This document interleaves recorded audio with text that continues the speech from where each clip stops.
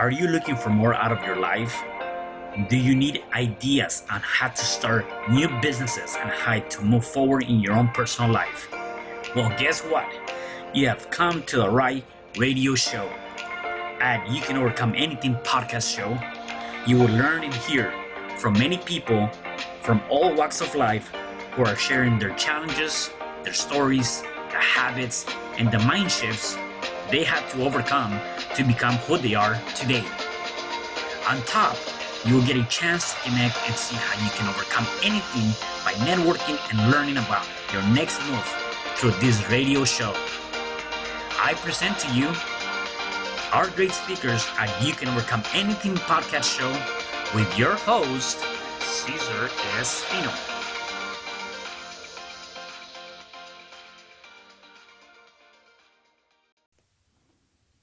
Hello there, and welcome back to another episode of You Can Overcome Anything podcast show. It is your host, CesarRespino, and today I have a special guest. Her name is Susane Sanders. And let me give you a little bit about her background.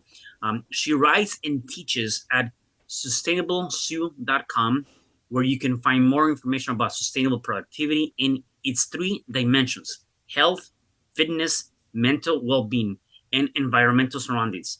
Susane's master's degree in exercise psychology, MBA, project management, professional certification, and professional organizer experience give her a unique foundation to help you create a life with more fulfillment and less need to escape.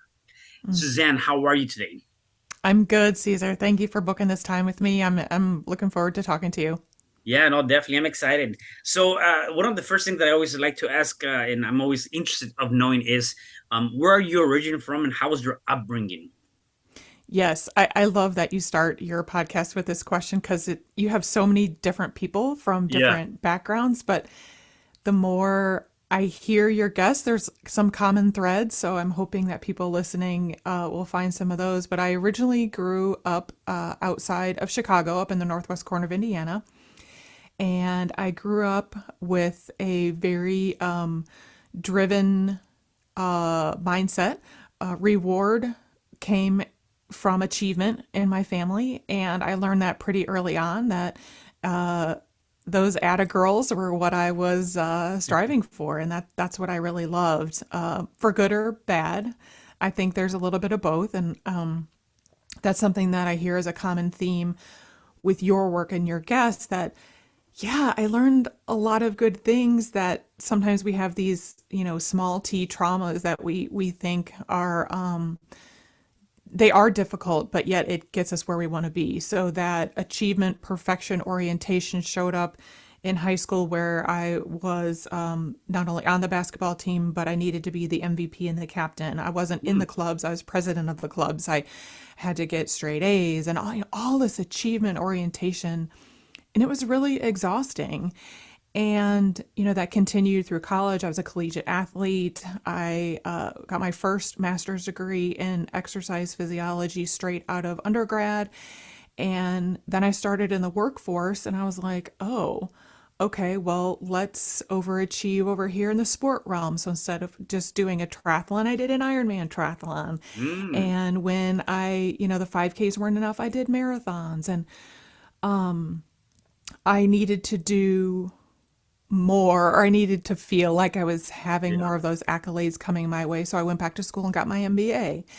And eventually I got to a point where I just was burnt out. I, was traveling an hour each way down a highway to commute. In North Carolina, that's unusual. It's not like, New Yeah, I was York gonna say, City like, or LA. unlike Los Angeles, like, I mean, you're always traveling a lot here in LA, right? So I'm like, Yeah, you might go 10 miles in an hour in LA. yeah, It's not like that here. And I was getting up at 4 a.m. My relationships were in the dumper because I was trying to train and go to school and work at a job at a very prestigious institution. And my house was a disaster. I wasn't a hoarder by any stretch, but I definitely was like that house in the neighborhood. But people are like, "Is she gonna mow her lawn?" Or like, "What's yeah, happening right, here?" yeah, And I just sort of blew it up, because I didn't know how to temper that, because I had been brought up as go, go, go, achieve, achieve, achieve. So Yeah. that's kind of Let- my Yeah, no, upbringing in a that's interesting. So nutshell. let me take you back a little bit. In terms of definitely, you had a lot of things you had to deal with and handle at one point, right? In high school, again, straight A students, being in sports, doing all these different things. Is that something more that you did for yourself, or is it because again you were brought up in that environment that you felt like you needed to satisfy somebody else's needs?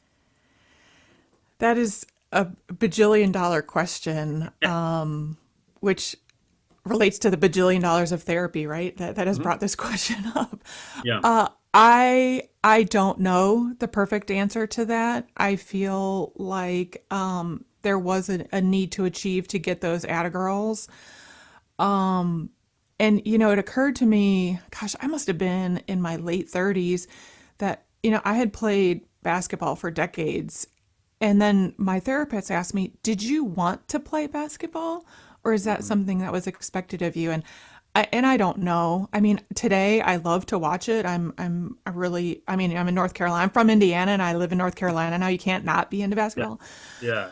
But I mean, I really liked the accolades and the team camaraderie of it. Mhm.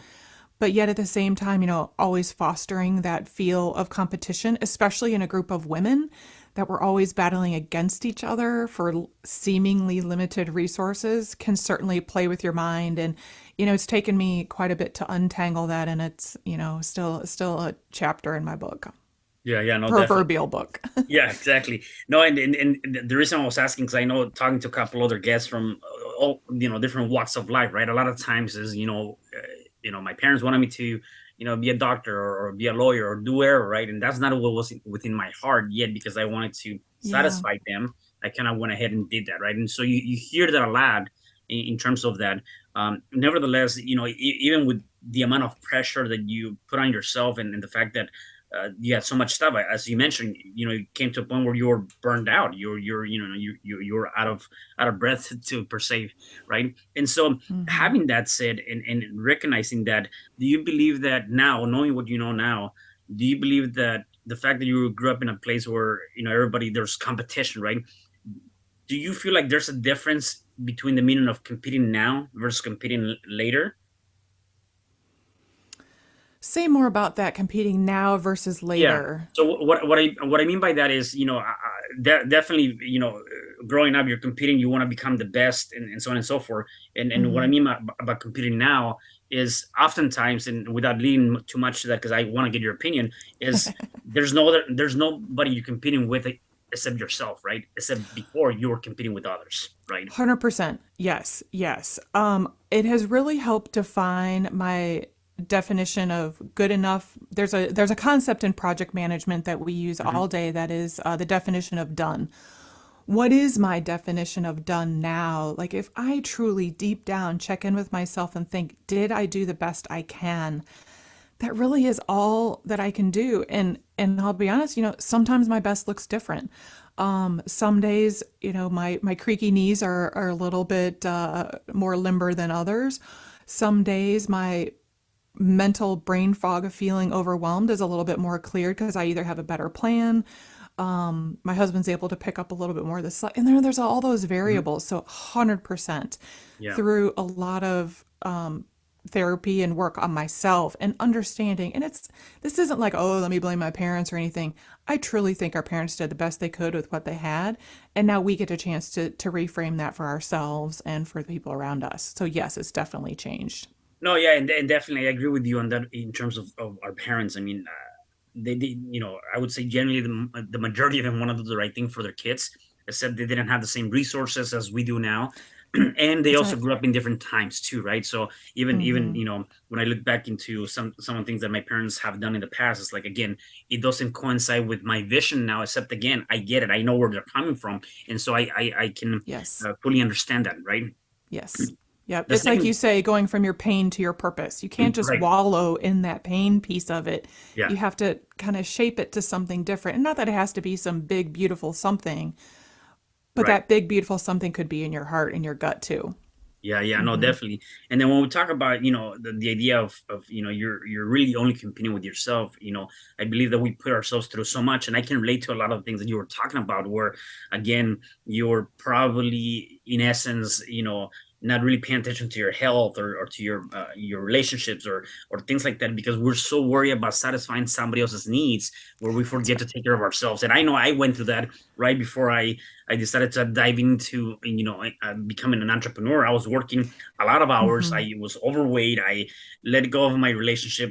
There were so many things that when I look back now, it's like, I'm glad I chose this, and I was able to come to terms with myself, because Yep. at the end of the day, it's like it was never good enough for them. Yet you got to keep grinding and grinding. And I'm not saying that's every 9 to 5.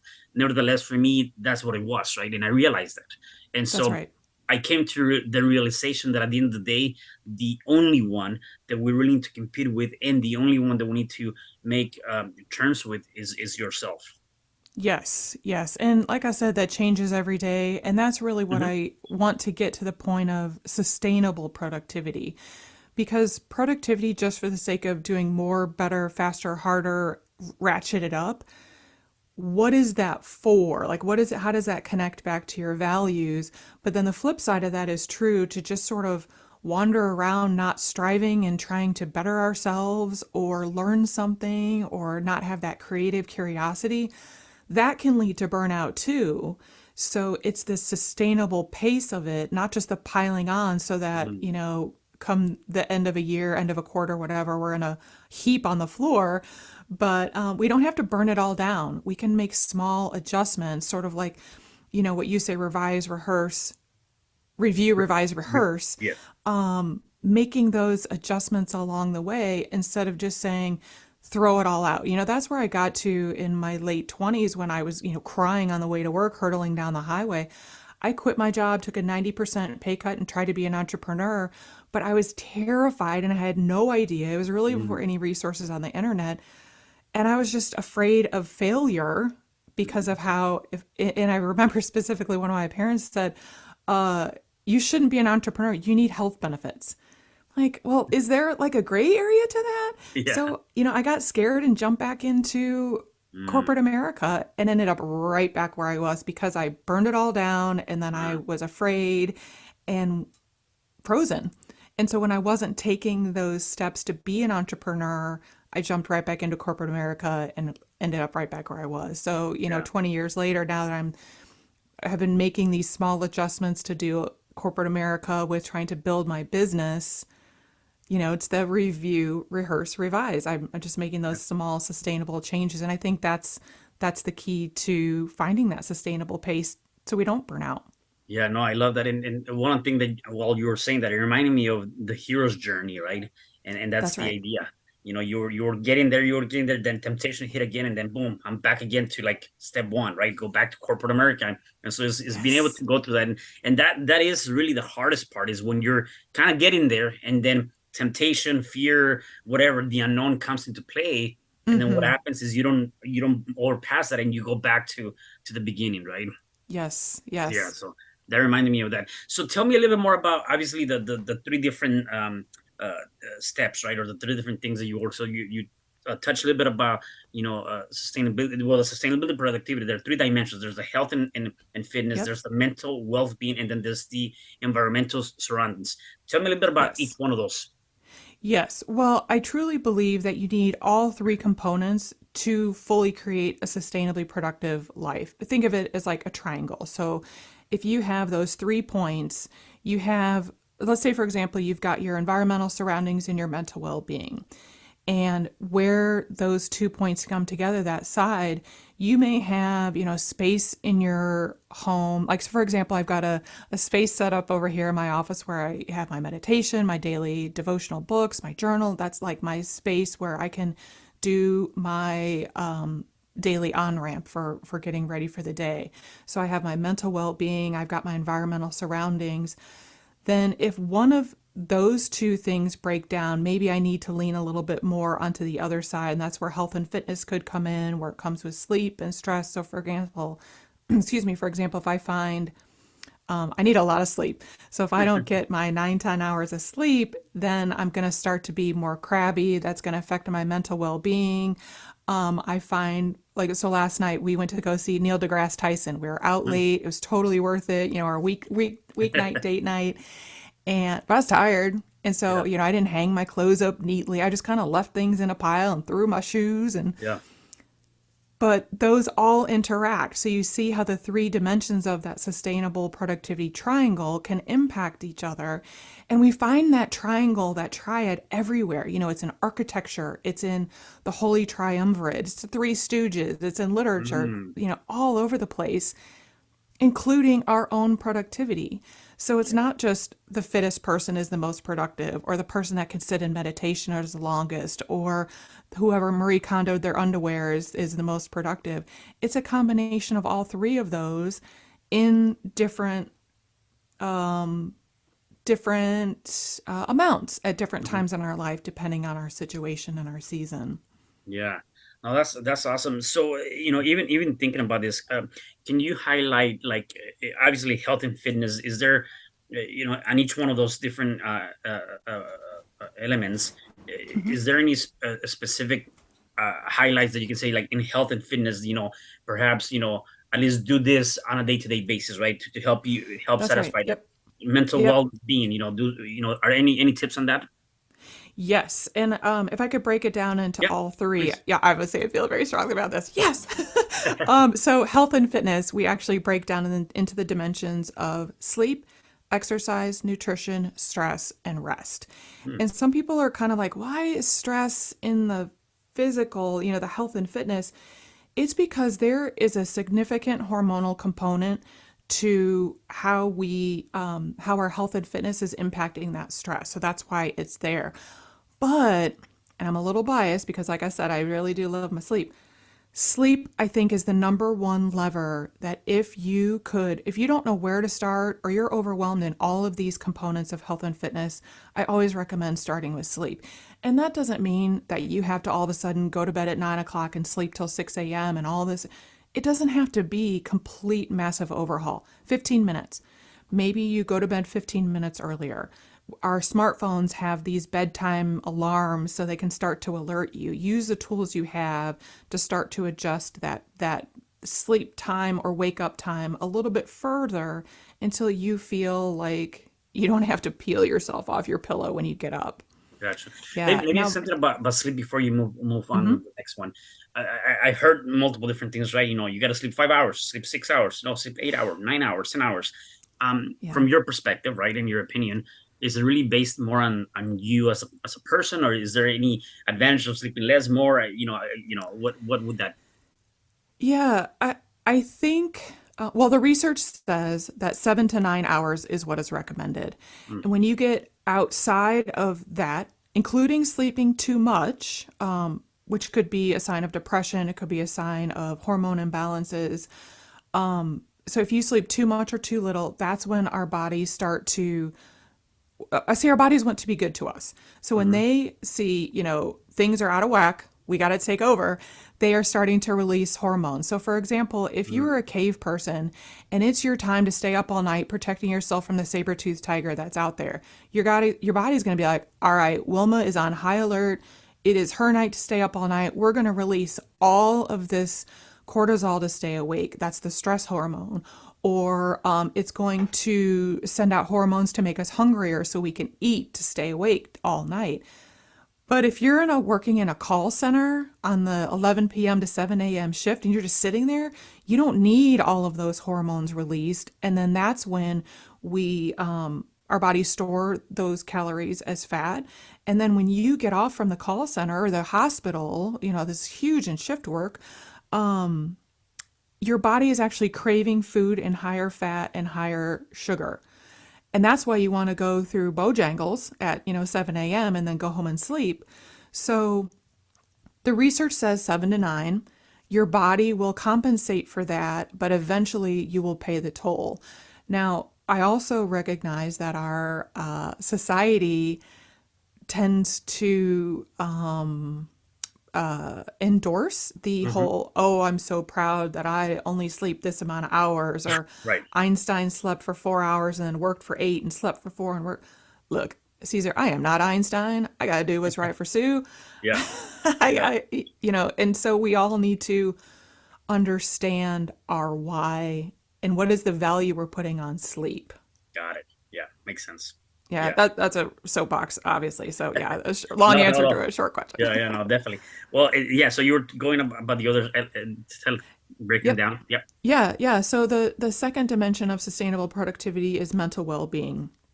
Again, broken down into components of relationships, time management, Mhm. hobbies, contribution, and rest. Now, rest comes up again because rest is important in all of the dimensions of sustainable productivity. So, rest is pretty clear in the health and fitness, mental well being. It's a little bit different in each of the components. That's why I include it there. And I think it's the one that we all need to be reminded of the most. But what I wanted to highlight here, you were asking what's, one tip in each of the dimensions. I do want to emphasize rest, but I also want to bring up the contribution is a relatively new component of sustainable productivity because it is a little counterintuitive. I was talking before about effort and ease. If we are just hustle and grind, that's not sustainable. But if we are slothfully just wandering through life, that's not sustainable either because we want that contribution. So that contribution could be in a workplace. Mhm. It could be getting paid for a job but working at home. It could be being the CE everything of your house, the CEO, CFO, chief operating officer, all of that. Like a lot of women in our world are. But then what about when you retire? The contribution of volunteerism needs to be counted too. All of those contributions can lead to greater health, happiness, and greater longevity. There's a lot of research about how we contribute is going to relate to increased happiness, decreased burnout. So I think that's important to look at that as a lever for your mental well being. Are you over contributing? Are you contributing too much here, but you really are called to do more volunteer work? Are you over volunteered because you think you need those atta girls? What is, Mhm. again, comes back to what is your why? So that's Yeah. mental well being. Okay. Got it. And the one thing that comes to mind with that, and I think there's a good point, is oftentimes, right, you hear about the people that retire, right, and they've been working for, for all their life, and then they don't have a sense of, they're retired, they don't have a sense of unity or community or doing anything. That's And right. and oftentimes what happens, you see many cases that, just a couple of years after that they passed away because they kind of lose that sense of Yes. purpose or that sense of unwanted or needed, right? So I can kind of Yes. see the contribution part of it, right? That you got to be able to find that balance because definitely, as you mentioned, Hmm. too much could be too much, and then too little could be too little. Like you got to be able to Yeah. understand what that is. Except you see it a lot more in the older folks that, yeah, the minute that they stop working, if they don't find something, they don't stay busy, they don't volunteer, they don't do something, then they feel like, Yes. what's left for me to do then? At this point is, Right. they give up in life, right? So Yes. Yes. And I think you touched on something that's really important about the loneliness. yeah. The community that you can foster in a group of volunteers is priceless. I mean, the loneliness epidemic, the Surgeon General report about more people are dying from the impact of loneliness than smoking, heart disease, and some cancers. I mean, and I'm a little sensitive to this. I've got a 79-year-old dad that lives Mm, alone 500 yeah. miles from me, Yeah. and I just wish I could get him to come here, but he's got his community. He doesn't see a lot of people, but the fact that, he can wave to his neighbor or take a pie over to his neighbor, that's what he wants rather than like, oh, my daughter's got to take care of me. Right. How are they Yeah. finding that community? It's going to look different for everybody, Right. but I can't emphasize enough the idea of volunteerism. I volunteer at a book garage for a church. We have books as our common theme. I don't have to like everybody that works there, but I can always have the book thing in common. So that helps Yeah. get the awkward, "Ugh, here we are strangers," out of the way early. Yeah, no, definitely. So how about the environmental surroundings? Yes, yes. So environmental surroundings has the components of physical and digital clutter, media, and rest. And I want to talk about rest here specifically because I think we all are like, oh, yeah, I know exactly what physical clutter is, right? Digital clutter we deal with all day Yeah. long, and Yeah. media, well, that's pretty clear. But I want to talk about the idea of sensory rest because our environmental surroundings is all of the input that is coming at us. The other morning, we recently got a puppy. So the other morning, she just wants to like play smackdown with the older dog. She just like flying Yeah. burrito running right at her and jump on her. And so they're wrestling over here. And my husband's running the grinder for the espresso machine. The microwave is running for something. The toaster's going off. And then the Roomba pops off. And I was like, one of these things has to stop. And he's like, I'll go shut the Roomba off. Like, we can't stop the dogs and we're not stopping the coffee. Like the sensory overload sometimes is just too much. And I wonder if people who are feeling that burnout could impact their surroundings and help relieve that. So, for example, I turn off all of the pings for my notifications. Like, there are some things that I can't turn off the pop ups on my day job. I mean, it's just how our computers are configured. But I don't have to have it ping at me all the time. Or I don't have to have my phone ringing at me, but it vibrates when my dad calls, so I know when it's him. Mhm. Or are there just different ways that we can change the incoming input? Do we have to vacuum our house exactly at the time we're having breakfast? No, let's move that. So instead of just saying, I shouldn't have got a puppy, let's send it back. Right. Maybe there's another lever that we can pull. Like I hear a lot from new moms. Oh my gosh, I cannot have one more thing climbing on me, touching me. This child has been on me all day long. That's what I mean by that sensory overload. Where are those levers that we can pull? Have you ever gone outside like at night once all of the, well, in LA it's never quiet, but I noticed as I was taking the puppy out at 3 a.m. the other day, the deafening silence. It was almost like I had my noise canceling headphones on. It was incredible.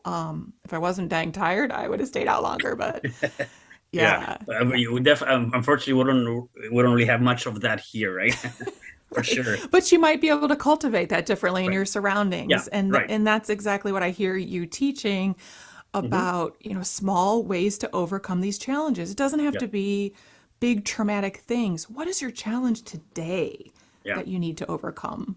Yeah, no, I definitely love that, and again, I see the three different elements, right, and how critical they are to Yeah. be able to have that sustainability. So you obviously teach and write a lot of the stuff on your website, sustainablesue.com. Mhm. Is that primarily you teaching, or you also provide coaching? Tell me a little bit more about that. Yeah, I do individual coaching. I'm available for speaking engagements. I have my podcast. I do blog writing. The blog writing, you probably relate to this too as an author. Sometimes that's where I'm kind of going to work some things out, Hmm. and I write it or I start to write something, and it's sort of a little workshoppy. So I'm trying to meet people where they are because if you think of people who are burnt out, the last thing they need is, this 20-hour course that then they need to go find time to do it. But if somebody needs, those 30-minute check-ins every other week, or I have free resources if people just want to try the habit change thing on their own. Let's talk about tracking habits, tracking time, running a digital declutter project. Where is the pain point that people are? So I feel very strongly about not just dumping things, but to have that individual consultation. Got it. Sounds good. So if people want to find out more about, the things you do, what's the best way they can contact you? Yeah, so a couple different ways. My website is sustainablesue.com, and I can also be reached via email at susan@sustainablesue.com. And then I'm also on Instagram at sustainable_sue. So Okay. those are the three best ways. Awesome, awesome. And then you work with all kinds of people, or there any specific niche that you focus on? People who are burnt out or are just feeling that overwhelm of life. It's sometimes we won't necessarily put the label of burnout on it, but what I want to suggest to people, if you feel the need to numb out on alcohol and other drugs, shopping, sex, Netflix, busyness, those things to escape your world, that might be an indicator that we could work together. You know, when you're just trying to numb out and escape all of your responsibilities, it's time to make some adjustments because you don't have to live like that. You don't have to escape your life. That's, actually, that's a good point, right? And I was going to ask you that, and you kind of answered that is, how can somebody define whether or not they're in that space of, I feel burned out? And Yes. you're right. Thinking about it now, it's like if you're finding, those habits that are helping you kind of forget about whatever you're going through, then there's probably a reason why you're seeking that, whether it's alcohol, whether it's sex, drugs, whatever that might be, right? And Yep. and again, that's just another way of escaping the reality, right? Of what you're Yes. feeling. Got it. Yes. I'm not going to coach anybody to completely get off social media or never shop again because to a certain point, these things work because we do these things because they work. I love funny dog videos and cat videos. So Instagram Reels, 15 minutes, I might set a timer, whatever it might Yeah. be. So delightful. But when I am avoiding hard conversations or some deep work because of that, it becomes unsustainable. Yeah, yeah. And and then when you talk about even just watching videos or whatever that might be, right? I think part of the challenge that we all face is that there's no sense of control, right? There's no sense of Mm, being able to for us to be able to put a yes. time to it or say a discipline, right? Or something to say, hey, I'm gonna watch videos. I'm gonna do whatever that might be. Except I'm going to Yes. allocate just X amount of minutes or having that discipline, that control. And what happens is that we tend to there's a perfect example, right? I go to the restroom, whatever, and I'm gonna just watch some videos while I'm in the restroom. Before you know it, you're in the restroom for 15, 20 minutes, and you didn't That's need to be right. in the restroom for that long, right? That's Again, right. There's another problem if you need to be in there for that long. yeah, exactly, right. And so he's been able to find and say, okay, fine, I'm gonna watch TikTok videos or reels, whatever that might be, Yeah. except I'm going to control that, and I'm gonna have a discipline on how to go about handling that or any situation for that matter. Right, right. And it might be that you don't have the discipline or control over it. December 1st will be my 6 month anniversary of sobriety. And I Congrats. tried for Yeah. a long, long time to control my drinking. Mm. And let me tell you what I am powerless over all of the control of my drinking. So that is just something that I have to abstain from. But there are different ways to work through other issues that we have. And it doesn't have to be necessarily an all or nothing. But the idea is the alcohol was creating a life that I didn't want to be a part of and that I couldn't control. It was not productive and it was not sustainable. And I Mm. had to make a change. And I tried small adjustments for a long, long time before I had to, really abstain one day at a time.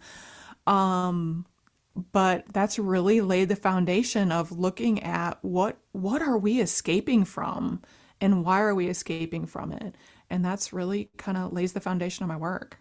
No, that's awesome.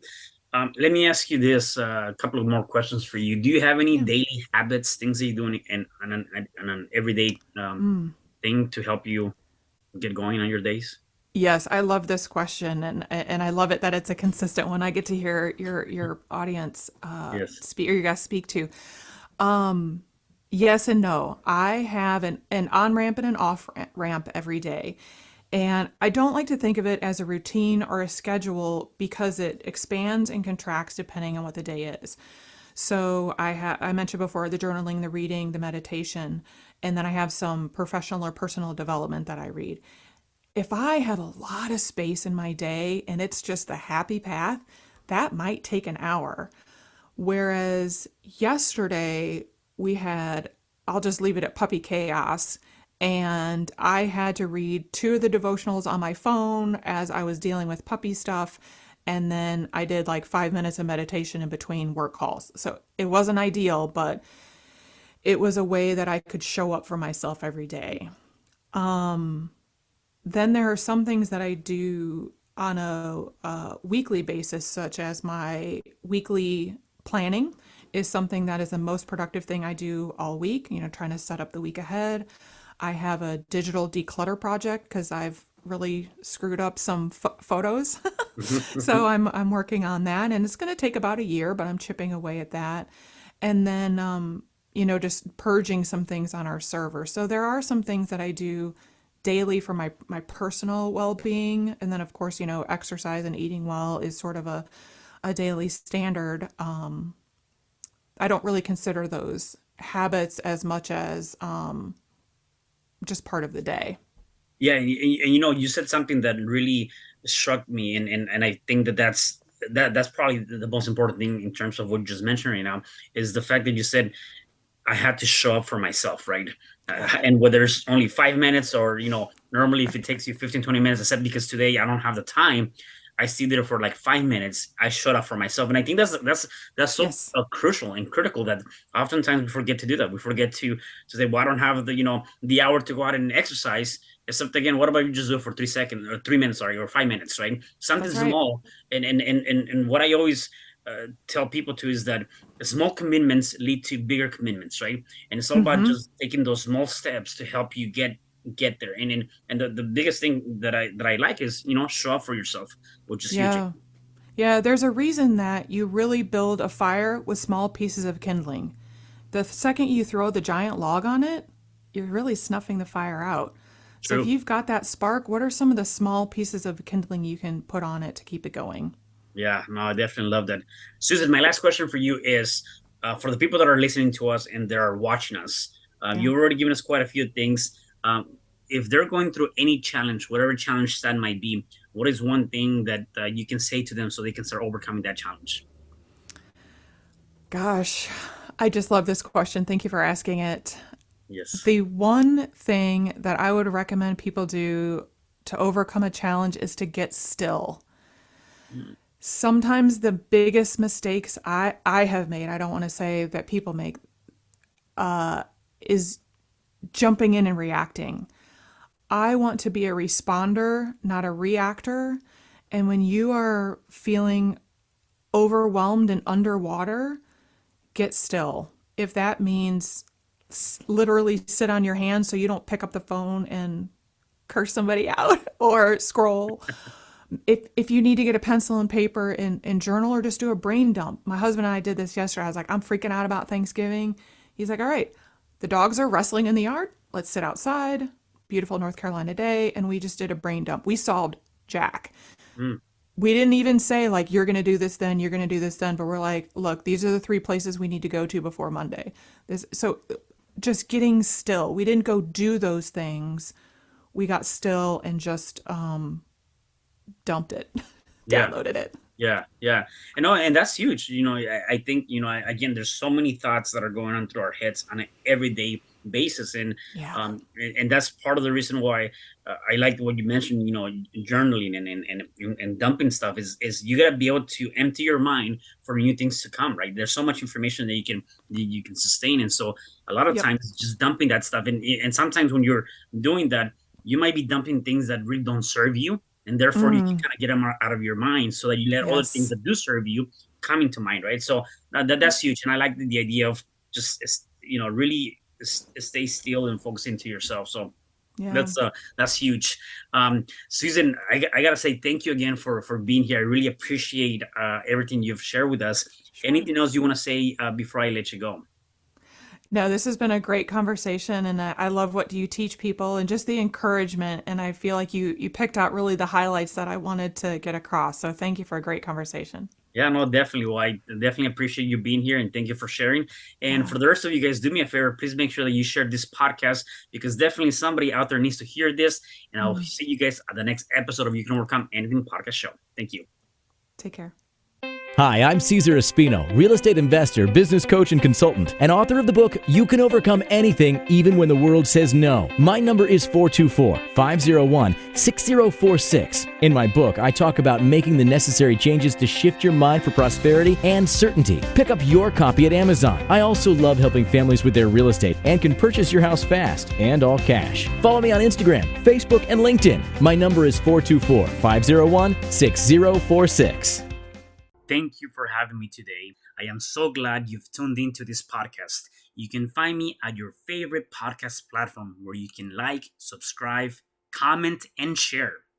And to learn more about myself, my services, you can find me at www.CesarRespino.com, or you can also find me at your social media. Thanks for joining me, and I am looking forward to having you at the next episode. And know you truly can overcome anything.